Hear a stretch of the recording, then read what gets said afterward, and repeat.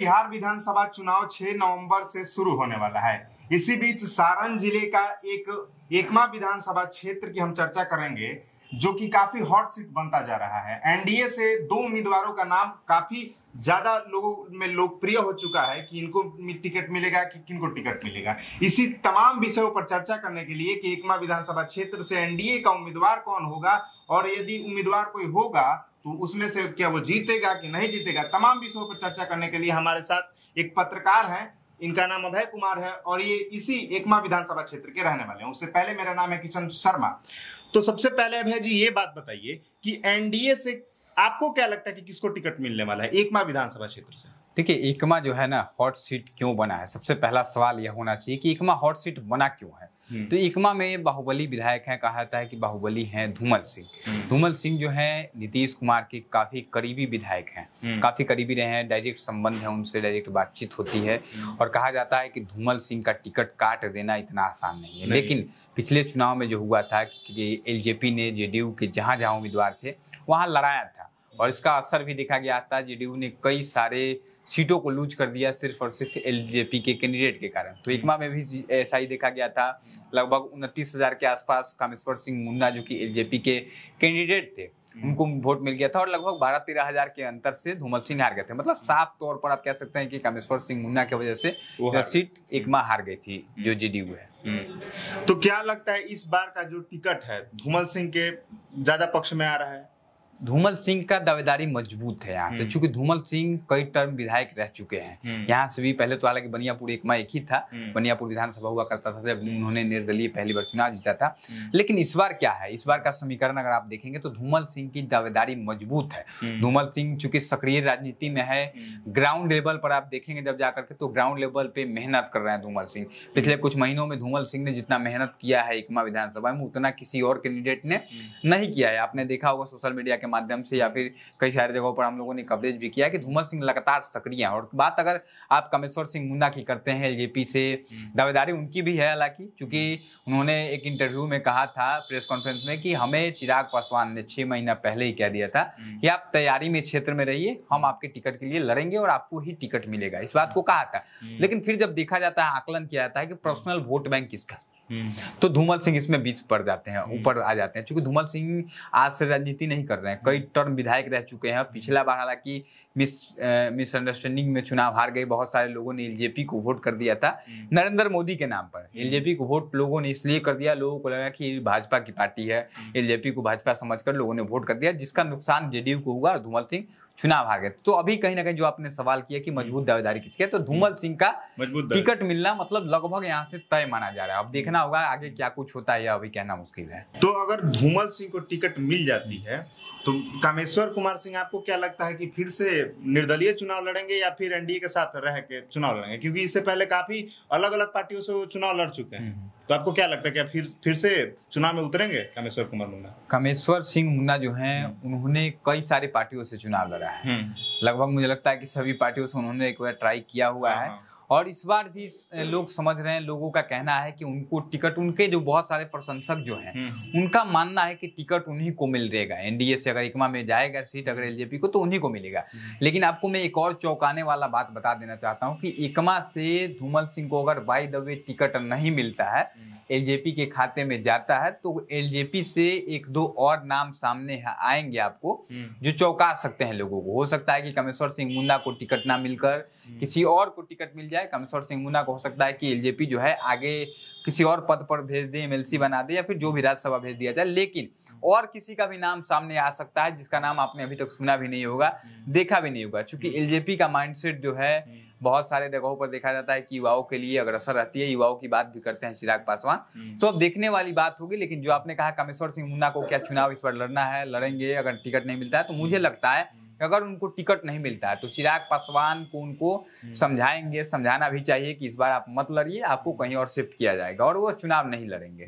जी अच्छा, अब एक बात करते हैं कि इस क्षेत्र की मेन समस्याओं पे समस्या आप भी जानते हैं, आप इस क्षेत्र के रहने वाले हैं। इस क्षेत्र में मतलब मूलभूत जो समस्याएं हैं, स्वास्थ्य की व्यवस्था जर्जर हो चुकी है, शिक्षा व्यवस्था भी लाचार है। तो ये तो धूमल सिंह जब अपने समय में थे तो उस समय भी टाइट नहीं थी, और अभी जो श्रीकांत यादव विधायक है राजद के, इनके समय में भी वो व्यवस्था वैसे की वैसे ही है। तो क्या लगता है कि आगे आने वाले समय में ये लोग सुधार करेंगे या फिर क्या करेंगे इस विषय पे? सुधार करने की जहाँ तक बात रही आपकी, तो इच्छा शक्ति होनी चाहिए किसी भी व्यक्ति में कि मुझे करना क्या है। आपने देखा होगा कि पहले की राजनीति में और अभी के राजनीति में बहुत बड़ा अंतर है। पहले लोगों को टिकट आसानी से मिल जाया करता था, आपको इतना हो हल्ला नहीं दिखाई देता था, एक सीट पे 5-5 कैंडिडेट नहीं होते थे। लेकिन इस बार अब आप जब चुनाव में जाएंगे तो आप अगर जनसुराज की हम बात करें, जेडीयू की बात करें, एलजेपी की बात करें या फिर बीजेपी की बात करें, चाहे जितनी भी पार्टियां हैं, आरजेडी हो गई, हम हो गई, बहुत सारी पार्टियां हैं, सभी पार्टियों की बात करें तो एक एक पार्टियों में एक एक सीट पर 4-4, 5-5 दावेदार है। अगर 4-5 नहीं भी है तो 2-3 तो जरूर आपको मिल जाएंगे। कोई ऐसा सीट आप नहीं बता पाएंगे यहाँ पर सिर्फ एक उम्मीदवार हो जिसका टिकट कंफर्म हो। विधायकों के मन में, प्रत्याशियों के मन में यह डर है कि क्या पता मुझे टिकट मिलेगा या नहीं। इसका मतलब राजनीति जो है इतनी आसान अब नहीं रह गई। तो अब देखना होगा इस बार जो भी विधायक यहाँ से बनेगा, अगर वो चाहेगा तो एकमा की परिस्थितियों को, जो जैसा कि आपने कहा कि शिक्षा व्यवस्था जर्जर है, स्वास्थ्य व्यवस्था जर्जर, इन सभी चीजों पर मुझे लगता है इस बार जो भी जीतेगा बेहतर करने का प्रयास अगर करे तो बहुत सुधार इस बार होगा। अच्छा, अभी कुछ ही दिन पहले जेडीयू से बहुत सारे मुस्लिम कार्यकर्ता जुड़े हुए थे। धूमल सिंह के नेतृत्व में ये सभा रखी गई थी, काफी मुस्लिम मतदाता प्रभावित हुए थे। और यहाँ से आरजेडी से श्रीकांत यादव विधायक है, और आरजेडी का एमवाई समीकरण सबको पता है कि मुस्लिम और यादव कम्युनिटी को ज्यादा टारगेट करके रखती है। तो 10% मुस्लिम यहाँ पे वास करते हैं एकमा विधानसभा क्षेत्र में। तो क्या लगता है मुस्लिम वोट किसको सबसे ज्यादा मिलेगा? क्या एनडीए के पक्ष में रहेगा या फिर राजद के पक्ष में रहेगा महागठबंधन? देखिए, पहले की जो बातें कही जाती थी कि एमवाई यानी मुस्लिम और यादव, मुस्लिम यादव का ज्यादा जो वोट होता है वह जाता है महागठबंधन को, आरजेडी जहाँ पे रहती है उसको जाता है, चाहे कोई भी कैंडिडेट है। लेकिन हर बार ऐसा हो यह संभव नहीं है, क्योंकि इस बार एक नई पार्टी आई है जनसुराज। जनसुराज की बातों से बहुत सारे लोग प्रभावित हैं, बहुत सारे मुस्लिम वर्ग के लोग, यादव वर्ग के लोग, या फिर किसी भी समाज की अगर आप बात करें तो जनसुराज की बातें जो है, प्रशांत किशोर की बातें हैं, उन्होंने कहा है कि इस बार अपने बच्चों के लिए वोट कीजिए। बहुत सारी बातें उनकी जो है लोगों के दिलों पे छुई हैं। तो हो सकता है कि इस बार कुछ समीकरण बदले और मुस्लिम यादव की जो आप बात कर रहे हैं, ऐसा नहीं है कि मुस्लिम यादव हर बार जैसे आरजेडी को वोट करते आया है, महागठबंधन को वोट करते आया, तो इस बार भी हो सकता है इस बार कुछ मुस्लिम यादव जो वोट है, कुछ परसेंट वोट इस बार तब्दील होगा, जनसुराज की तरफ कुछ वोट जाएगा। और हो सकता है कुछ जो वोट है अगर धूमल सिंह को यहाँ से टिकट मिलता है, क्योंकि धूमल सिंह के कई सारे जो आरजेडी के कार्यकर्ता हैं एक साथ आपने देखा होगा कि शामिल हो गए हैं जेडीयू में। तो कहीं ना कहीं धूमल सिंह का यह प्रभाव है, धूमल सिंह की काम जो किए हैं उन्होंने, उसके माध्यम से या फिर जो भी उनकी अच्छी लगी हो लोगों को, बहुत सारे लोग जुड़े हैं। तो अब कहीं ना कहीं मुस्लिम यादव जो कुछ परसेंट वोट है, जेडीयू को अगर टिकट मिलता है, धूमल सिंह को मिलता है, तो उनके खाते में भी जाने की आशंका आप जता सकते हैं, उम्मीद कर सकते हैं इस चीज की। अच्छा, आपने जनसुराज का चर्चा किया, तो हम चाहते हैं कि थोड़ा जनसुराज पे भी चर्चा हो जाए कि एकमा विधानसभा क्षेत्र से आपको क्या लगता है? बहुत सारे उम्मीदवार एकमा में भी हैं, तो एकमा में जनसुराज का उम्मीदवार कौन हो सकता है? एकमा से तो बहुत सारे नाम हालांकि आप कह रहे हैं, लेकिन मुझे नहीं लगता कि एकमा में बहुत सारे नाम जनसुराज से हैं। जनसुराज से सिर्फ एक नाम अभी तक सामने आया है, बढ़ चढ़कर, जिनका नाम विकास सिंह बताया जाता है, एकमा की तरफ उनका भी घर है, और कहा जा रहा है कि एकमा से मतलब उनकी दावेदारी सबसे मजबूत है, सबसे मजबूत, मतलब एक तरफ हुए हैं और एक तरफ और बाकी 4-5 लोग अगर आप जानते हो नाम तो वो लोग होंगे। लेकिन एकमा से ज्यादातर संभावना है कि विकास सिंह को ही जनसुराज जो है प्रत्याशी बनाएंगे, और काबिलियत भी उनमें है, बहुत अच्छे काम भी जब से आए हैं तब से घूम रहे हैं, लोगों के बीच जाकर अपनी बातों को रख रहे हैं। अब देखना होगा कि प्रशांत किशोर जो है कितना भरोसा विकास सिंह पर जताते हैं। अच्छा, बात करते हैं कि लहलादपुर प्रखंड की, आप भी लहलादपुर प्रखंड के रहने वाले हैं। इसमें सबसे पहले आपको बता दें कि एकमा विधानसभा क्षेत्र में लहलादपुर में 8 पंचायत है, माझी में 7 है और एकमा प्रखंड में 19 है। तो क्या लगता है कि जो लहलादपुर के 8 पंचायत है, इनमें लहलादपुर प्रखंड में किस गठबंधन को सबसे ज्यादा लोग वोट देंगे? आरजेडी के या आरजेडी महागठबंधन के या फिर एनडीए से, किसको? देखिए, एक बड़ा अपडेट आ रहा है अभी आपको मैं बताना चाहूंगा।